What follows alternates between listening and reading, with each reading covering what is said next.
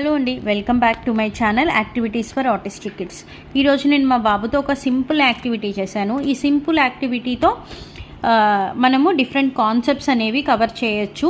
Different advantages కూడా మనకు ఉన్నాయి. ఏంటి అంటే ఇక్కడ కలర్ సార్టింగ్ ఒకటి అవుతుంది, ఇంకొకటి సెకండ్ ఏంటంటే అటెన్షన్ ఇంప్రూవ్ అవుతుంది, థర్డ్ సిట్టింగ్ టాలరెన్స్ పెరుగుతుంది, అండ్ ఫోర్త్ వన్ వచ్చేసి కలర్ సెగ్రిగేషన్ అనేది కూడా పెరుగుతుంది అనమాట. ఇక్కడ నేను 5 కలర్స్ ఆఫ్ బార్స్ పెట్టాను, అలాగే 5 గ్లాసెస్ పెట్టాను.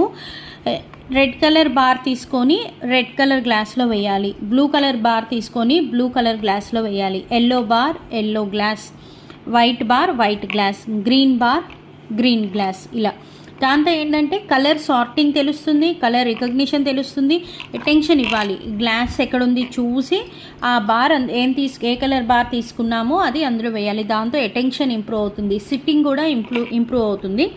సో ఇలా ఈ యాక్టివిటీతో మనం ఇన్ని కాన్సెప్ట్స్ అనేవి మనం కవర్ చేయొచ్చు.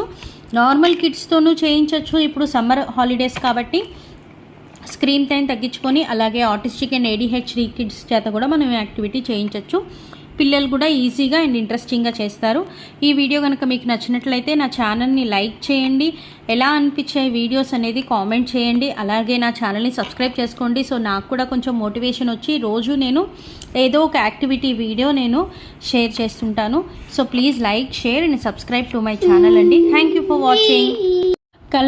కలర్ రికగ్నిషన్ లేనప్పుడు ఓన్లీ 2 కలర్స్ మాత్రమే తీసుకోండి. అసలు ఏ కలర్స్ తెలియదంటే ఫస్ట్ 1 కలర్ తీసుకొని వేయించండి.